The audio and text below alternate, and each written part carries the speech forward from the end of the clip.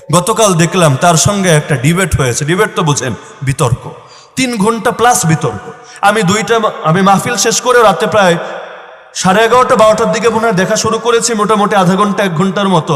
Last পর্যায়েও দেখতে পেরেছি বিতর্কে সবচাইতে বেশি যে জিনিসটা আমাকে কষ্ট দিয়েছে, দেখেন নাস্তিক 2 রকম হতে পারে। এক হলো যে সংশয় আক্রান্ত হয়ে নাস্তিক হয়েছে, আপনি তারে বোঝাতে পারলে সে হেদায়েতের পথে ফিরে আসবে, এমন নাস্তিকদেরকে বোঝানো নিঃসন্দেহে উত্তম, সন্দেহের কিছু নাই। কিন্তু যারা বিদ্বেষ বশত জেনে বুঝে শুধু নাস্তিকতাই করে না, আল্লাহর নবীর শানে গালি দেয়, তাদেরকে বোঝানোর মধ্যে কোনো ফায়দা কাজ করে না। কারণ ইতিপূর্বে এই জাতীয় যাদেরকে বোঝানোর চেষ্টা করা হয়েছে বোঝে তো নাই, উল্টো বরং তারা আরো বেশি ক্ষতি করার চেষ্টা করেছে।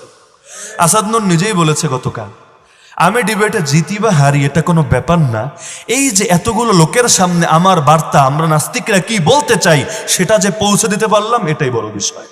বুঝতে পারছেন আপনি?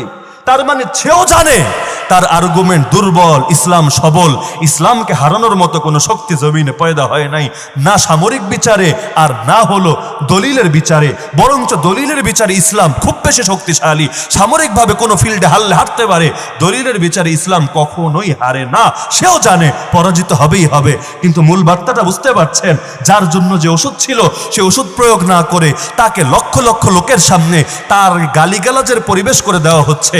মূল বিষয় ছিল আয়েশা রাদিয়াল্লাহু আনহাকে বিয়ে করা আল্লাহর নবীর জন্য ঠিক ছিল কিনা। সে তো এখানে নবীর শানে যার পর নেই গুস্তাখি করেছে আর করেছে, আম্মা জান আয়েশার নিয়ে বিদ্রুপ করেছে আর করেছে।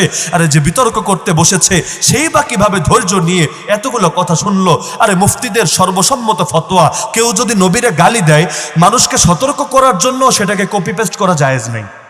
মনে করেন একজন এলাকার নাস্তিক নবীরা গালি দিল, আমি আপনাদের বোঝানোর জন্য বাক্যগুলো উল্লেখ করলাম, সে এটা বলেছে জায়েজ নাই, কারণ এর দ্বারাও আল্লাহর নবীর শান নষ্ট হয়, নবীর অবমর্যাদা হয়। তাহলে এভাবে লক্ষ লক্ষ মানুষের সামনে পরিবেশ করা হলো, এটা একটা দিক। কিন্তু আজও গিয়ে আপনারা চেক দিতে পারেন, ফেসবুকে সেই লাইভটা যদি দেখেন, কমেন্টে খালি নজর দিয়েন, হাজার হাজার হাজার কমেন্ট পাবেন যেগুলো আল্লাহর নবী এবং আম্মা জান আয়েশাকে নিয়ে এত বিশ্রী, এত নিকৃষ্ট গালিগালাজ, যেরকম নিকৃষ্ট গালিগালাজ বস্তির কোনো মানুষও করে না, পরিবেশ করে দেওয়া হয়েছে। কমেন্ট উন্মুক্ত, দাও গালি দাও, বাক স্বাধীনতা।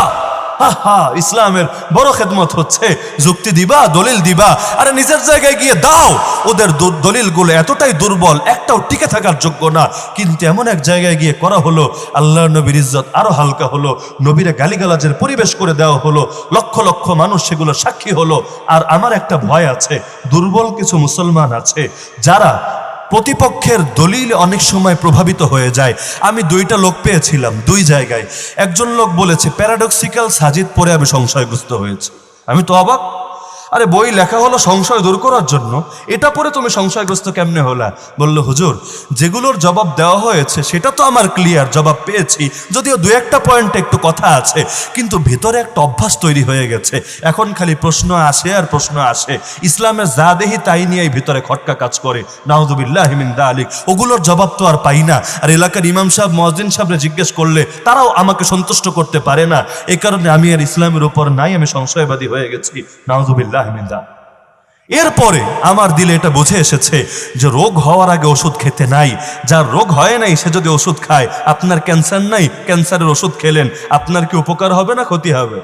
আরে এটা হলো একটা ওষুধ, অ্যান্টিবায়োটিক, যার সমস্যা তারে দিলে ঠিক আছে, সুস্থ দুর্বল মানুষ যারা, এদের সামনে এই রকম একটা পরিবেশ করে দিলে অনেক সময় ভেতরটা যা ছিল তাও আরো বরবাদ হয়ে যায়। এ কারণে আসেন না সব ক্ষেত্রে আল্লাহর নবীর আদর্শকে কায়েম করি না। আরে নবীর আদর্শ বাদ দিয়ে নিত্য নতুন ফরম্যাটকে কায়েম করে যতই চেষ্টা করেন বাতিলরে দমাতে, ইসলামরে জ্বালাতে পারবেন না। তাহলে কালেমার 2টা অংশ লাগতো না। অংশ 2টা এজন্যই, আল্লাহর যদি পেতে চান, আল্লাহর পথে যদি আসতে চান, নবী মুহাম্মদের পথ ধরেই আসতে হবে সাল্লাল্লাহু আলাইহি ওয়াসাল্লাম। তা আজকের এই তাফসীর মাহফিলে এই আহ্বানটাই রেখে গেলাম যে আল্লাহর নবীর পথকে নিজের পথ বানাবেন। এর জন্য যদি কোরবানি দেওয়া লাগে হাসি মুখে কোরবানি দিবেন। এর জন্য যদি কাফেররা গালি দেয় ধৈর্যের সঙ্গে সবগুলো গালি হজম করবেন। নবী যদি হজম করতে পারে আমরা কোন দুঃখে পারবো না? কাফেররা যদি বলে তোদের ইসলামে জিহাদ আছে সুতরাং তোরা জঙ্গি, তোদের ইসলামে খেলাফত আছে সুতরাং তোরা জঙ্গি, তাহলে কি ইসলামকে ছেড়ে দিবেন? ইসলামকে বাদ দিয়ে দিবেন? আল্লাহর কসম, ইসলামের কারণে আমরা লজ্জিত না, ইসলামের কারণে আমরা অনুতপ্ত না।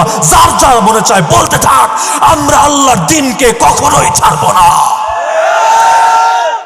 তা আজকে এই শপথটা নিয়ে যান, আল্লাহর দ্বীনকেই নিজের জীবনের চাইতে দামি মনে করবেন। পারবেন না? আমার জীবন দামি না নবীর দ্বীন দামি? আমার মাল দামি না নবীর দ্বীন দামি? তো সব ক্ষেত্রে যদি নবীর দ্বীন দামি হয় নিজেরে কোরবান করতে দ্বিধা করবেন না। যদি করতে পারেন কিয়ামতের দিন এটাই আল্লাহরে দেখাতে পারবেন, আল্লাহ বেশি কিছু পারি নাই, কোরবানিটা দিতে পেরেছি। আয় আল্লাহ, যে 52,000 সাহাবী দ্বীনের জন্য কোরবানি দিতে দিতে শহীদ হয়ে গেছে, আমারও তাদের সঙ্গে শামিল করে দাও। লাস্ট একটা কথা বলি অতি সংক্ষেপে, সেটা হলো আমাদের অনেকের ভেতরে একটা দ্বিধা কাজ করে, আমরা কারাগারেও দেখে এসেছি। এটা মনে করেন আপনাকে কোনো জালেম এসে বুকে বুলেট মেরে ফেলেছে, মুহূর্তে শহীদ। এভাবে আল্লাহর কাছে যাওয়াটা সহজ, কারণ ভেতরে একটা সাময়িক আবেগ তো কাজ করি, আন্দোলনে নামেন অথবা যে কোনো ক্ষেত্রে আপনি কোনো আল্লাহর দ্বীনের জন্য কিছু একটা করতে যান, ভেতরে আলাদা স্পৃহা আলাদা উদ্যম কাজ করে। অনেকে তো সেই সময় মৃত্যুর জন্য মানসিকভাবে প্রস্তুত থাকে, তখন যদি কেউ বুকে গুলি করে মরার সময়ও মুখে হাসি ফুটে থাকে, জীবনটাকে ধন্য মনে হয়। কিন্তু আমরা বড় কঠিন একটা দৃশ্য দেখেছি, কি জানেন? এক নাগারে আল্লাহর কাছে নিচ্ছেন, আল্লাহ তাআলা ধীরে ধীরে ধীরে কষ্ট দিয়ে দিয়ে দিয়ে বছরের পর বছর এভাবে অতিবাহিত করিয়ে করিয়ে করিয়ে আপনাকে তার কাছে নিচ্ছে। অধিকাংশ মানুষ আল্লাহ তাআলা তার দীর্ঘ একটা পরীক্ষায় ফেলেছিলেন, সে যদি দীর্ঘ পরীক্ষায় উতরে যেত তাহলে আল্লাহ তাআলা তার মাকামটারও তো অনেক বাড়িয়ে দিতেন। আমার তো সেই জননন্দিত মুফাসসিরকে নিয়ে এটা ভেবে ঈর্ষা হয়, সারা জীবন আল্লাহর বান্দা কিন্তু সব মাহফিলেই যেগুলো আমার নজরে পড়েছে লাস্টে এই দোয়াটা চেত যে আপনারা সকলে আমার জন্য দোয়া করবেন আল্লাহ যাতে ঈমানের সঙ্গে মরণ দেন। আর অনেক জায়গায় এটাও বলতো, এটা দোয়া করবেন আল্লাহ যেন আমার শাহাদাতের মরণ দেয়, আমাকে শহীদ হিসাবে কবুল করে, আমি শহীদ হতে চাই। কেঁদে কেঁদে বলতো, যেটা লোক দেখানো বলা না, জাস্ট লৌকিকতা না, বোঝাই যায় দিল থেকে প্রতিটা কথা উচ্চারিত হতো। আমার এটা ভেবে বড় ইচ্ছা হয় আল্লাহ তাআলা তারে কিভাবে কবুল করেছেন, এত দীর্ঘ একটা প্রসেসের মধ্যে কবুল করেছেন। এটাতে যদি ইখলাসের সঙ্গে সবরের পরিচয় দিয়ে থাকেন, জিন্দেগির গুনাহ ইনশাআল্লাহ সব মিটে গেছে। কারণ নবীর হাদিস তো আমাদের সামনে, নবী তো জানিয়েছেন মুমিনরে বিপদ ধরতে ধরতে ধরতে এমন হয় সব পাপ মাফ হয়, একটাও আর গুনাহ থাকে না। তখন আল্লাহর জাহান্নামে পুড়িয়ে খাঁটি করতে হয় না, দুনিয়ার বিপদে পুড়িয়ে খাঁটি করে একসঙ্গে জান্নাত দিয়ে দেন আলহামদুলিল্লাহ। এ কারণে দেখেছি দিলটা সাক্ষ্য দেয়, মুমিনরা কারো মৃত্যুতে সকলে মিলে যদি দুঃখিত হয়, তার জন্য দোয়া করে, এটা কিন্তু খারাপ আলামত না, বড় ভালো আলামত। হাদিসে আছে মা রাআহুল মুমিনুনা হাসানা ফাহুয়া ইনদাল্লাহি হাসান, মুমিনরা যেটাকে উত্তম মনে করে সেটা আল্লাহর কাছে উত্তম বলে বিবেচিত হয়। এত এত মুমিন, আমি অবাক হয়েছি যারা তার দলের না, জিন্দেগিতে সেই দলও করে নাই কোনোদিন, কিন্তু এখন মরার পর এত কাদা কেঁদেছে, দোয়ার পর দোয়া করে যাচ্ছে, বড় অবাক লেগেছে। এটা পরোয়া করে নাই চাকরির কি হবে, দলের কি হবে। সুবহানাল্লাহ, এরকম মহব্বত টাকা দিয়ে কেনা যায় না, এরকম মহব্বত মানুষকে বলে বলে আদায় করা যায় না। আরে মহব্বত আল্লাহ দেন, আল্লাহ কাউরে ভালোবাসলে জিবরিল রে বলেন আমি ভালোবাসি তুইও বাস, জিবরিল ফেরেশতাদেরকে বলে আল্লাহ রে ভালোবাসে তোরাও বাস আমিও বাসি। এরপর ফেরেশতারা জমিনে এসে এসে ঘোষণা দেয়, তখন মুমিনদের অন্তরে তার প্রতি মহব্বত তৈরি হয়ে যায়। তো এটা আল্লাহর দ্বীনের জন্য যদি আল্লাহ আমাদেরকেও এভাবে পরীক্ষায় ফেলে, এক লাফে আল্লাহর কাছে যেতে পারলাম না, দীর্ঘ প্রসেসের মধ্যে যাচ্ছে, আল্লাহর ওয়াস্তে মন ভাঙবেন না কখনো। আল্লাহর নবীর এই হাদিসটা মনে রাখবেন, যদি কেউ আল্লাহর কাছে দিল থেকে শাহাদাত চায় আল্লাহ তার শহীদের মর্যাদা দেয়, যদি বিছানায়ও মরে আল্লাহ তার শহীদ বানায়। من سأل الله الشهادة بصدق بلغه الله منازل الشهداء وإن مات على فراشي। তো হারানোর যখন কোনো ভয় নাই, পুরোটা পাওয়ার আর পাওয়ারই আশা, তখন পিছিয়ে আর থাকবো কেন?